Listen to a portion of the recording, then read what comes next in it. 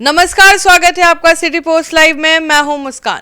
बापू सभागार में राजद की युवा संसद लगी थी, जहां पे राजद के युवराज तेजस्वी यादव पहुंचे थे और एक युवा स्टेज पर पहुंचते हैं और तेजस्वी यादव के सारे सिक्योरिटी को पार करते हुए उनके पैर पे आके गिर जाते हैं। और इस पे क्या हुआ फिर आगे, इस पर बातचीत करने के लिए हमारे साथ जुड़े हैं हमारे संपादक दीपक शर्मा। सर, क्या हुआ कि पूरे सिक्योरिटी को बांधते हुए सीधे पहुंच गए तेजस्वी यादव के पास? नहीं, देखिए, इस पर लोग कह रहे हैं कि यह सुरक्षा में चूक है, लेकिन इसे सुरक्षा में चूक की तरह न देखकर कार्यकर्ताओं का अति उत्साह कह सकते हैं कि अब युवाओं से मिल रहे थे। छात्र संसद लगाई तेजस्वी यादव ने बापू सभागार में, हजारों कार्यकर्ता पहुंचे, जोश एकदम लबरेज जोश आई। और वहां पर अपने नेता को सामने देख एक युवा कार्यकर्ता राजद का दौड़कर सारी सुरक्षा व्यवस्था को धत्ता बताते हुए पहुंच गया सीधे मंच पर और जाकर तेजस्वी यादव के पैर पकड़ लिए उसने। और उसके बाद तेजस्वी यादव खड़े हो गए। सुरक्षाकर्मी दौड़कर आए, उनके बॉडीगार्ड्स दौड़कर आए, उनकी सुरक्षा में तैनात जितने भी सुरक्षाकर्मी थे सब दौड़कर आए, और कार्यकर्ता भी जो मंच पर थे वे लोग आए और सब ने आकर उसको पकड़ने की कोशिश की।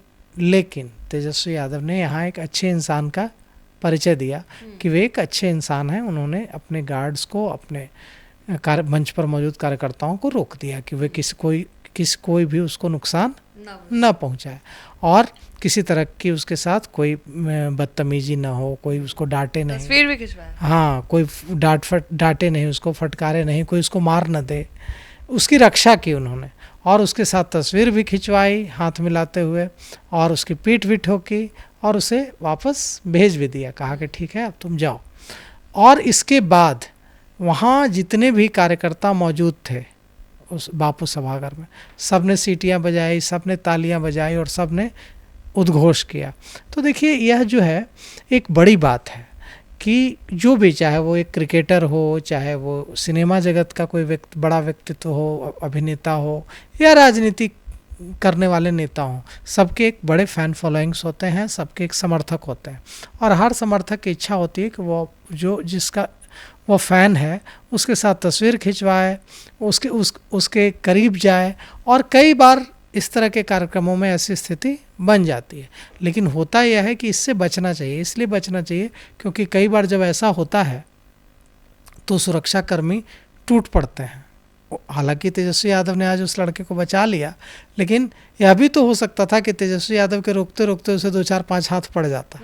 तो यह ऐसा खतरा मोल लेना जोश में उचित नहीं है, क्योंकि आज तेजस्वी यादव ने बचा लिया, लेकिन अगर वो ऐसा ही करता रहा तो किसी दूसरे कार्यक्रम में भी उसकी पिटाई हो सकती है। सुरक्षा गार्ड उसे पकड़ सकते हैं, उसे धक्का दे सकते हैं। तो अति उत्साह में इस तरह की चीज़ों से बचना चाहिए। अब हम बात करते हैं कि बापू सभागार में आज कैसा माहौल रहा। बापू सभागार में आज तेजस्वी यादव ने छात्र संसद का आयोजन किया। छात्रों के बीच कलम की ताकत पर बात की, शिक्षा पर बात की, कलम भी बांटा, और इस पर छात्रों को कहा कि बिहार में महागठबंधन की सरकार बननी चाहिए, और अगर यह सरकार बनेगी तभी बिहार के युवाओं को रोज़गार मिलेगा, पलायन रुकेगा, बेहतर शिक्षा मिलेगी, रोज़गार के अवसर ज़्यादा से ज़्यादा क्रिएट होंगे, यहाँ सृजित होंगे, निवेश आएगा। तो ये कई बड़े वादे तेजस्वी यादव ने आज बिहार के युवाओं से किए हैं वहाँ से। और बिहार के युवा वो वहाँ उपस्थित युवाओं से कनेक्ट नहीं कर रहे थे, वहाँ उपस्थित युवाओं से संवाद नहीं कर रहे थे। वे उन युवाओं के माध्यम से पूरे बिहार के युवाओं को आकर्षित करने की कोशिश कर रहे थे, अपनी ओर खींचने की कोशिश कर रहे थे। और उन्होंने अपने भाषण में भी बखूबी इसकी कोशिश की है कि वे बिहार के युवाओं को एक बेहतर बिहार का सपना दिखा सकें। अब बिहार के युवा उनकी बातों को कितनी गंभीरता से लेते हैं, कितनी सच्चाई देखते हैं उसमें, उन्हें कितना वे कन्विंस होते हैं कि अगर तेजस्वी यादव की सरकार बनेगी तो अपराध खत्म होगा बिहार में निवेश आएगा, इन्वेस्टर्स आएंगे, बिहार में उद्योग धंधे लगेंगे, कल कारखाने लगेंगे। यह तो बिहार के युवाओं को तय करना है, क्योंकि कई तरह के आरोप तो भारतीय जनता पार्टी और दूसरे जो जनता दल यूनाइटेड लगा रहा है कि तेजस्वी यादव उद्योग धंधे की बात करते हैं, इनके पिता जो है के राज में, इनकी माता के राज में यह हाल था कानून व्यवस्था का कि उद्योग धंधा तो छोड़िए, एक दुकानदार सेफ नहीं था, छोटी सी दुकान चलाने वाला, उसे भी रोज़ अपहरण और फिरौती के कॉल आते थे। तो यह इसे साबित करना होगा तेज प्रताप यादव को कि अब अगर वे मुख्यमंत्री बनते हैं तो ऐसी स्थिति बिहार में दोबारा नहीं होगी। सर, सवाल यह उठ रहा है कि जो युवा है वो जाति नहीं देखता है, युवा अपना फ्यूचर देखता है। और तेजस्वी यादव ने कहीं ना कहीं ये प्रॉमिस भी किया है कि हमारी सरकार आती है तो डोमिसाइल जो होगा वो हम 100% लागू कर देंगे। तो क्या युवा इसके तरफ आकर्षित होंगे? नहीं, तो यही तो दिक्कत है, यही तो रोना है कि तेजस्वी यादव जो कह रहे हैं वो नीतीश कुमार सरकार पहले ही कर दे रही है ना, तो उनके लिए तो बच ही नहीं रहा। तेजस्वी यादव ने कहा कि हम 100% डोमिसाइल लागू कर देंगे और नीतीश सरकार ने कर दिया। नीतीश सरकार ने बाकायदा जो 3 नियुक्तियां हुई उसमें 100% डोमिसाइल लागू हो गया। लिपिक का था और 3-4 लाइब्रेरियन का था, 3-4 बहाली निकली है, उसमें 100% डोमिसाइल है।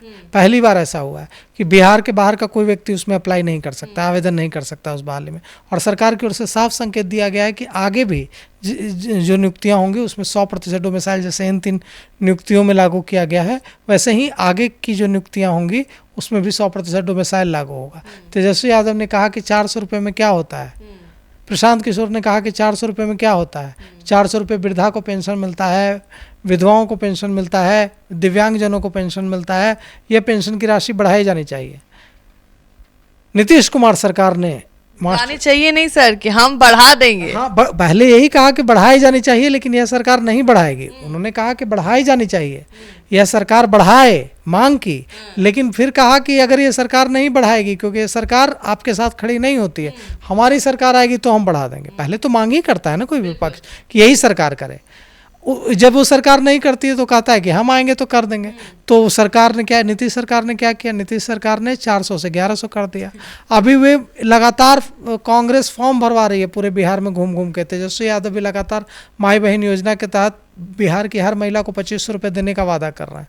और देखिए, हमारे पास जो सूचना है कि किसी भी समय जुलाई में सरकार यह ऐलान कर सकती है कि बिहार की हर महिला को 2500 रुपये के आसपास, योजना का नाम जो भी हो, तैयारी चल रही है, 2500 रुपये के आसपास मिलेंगे।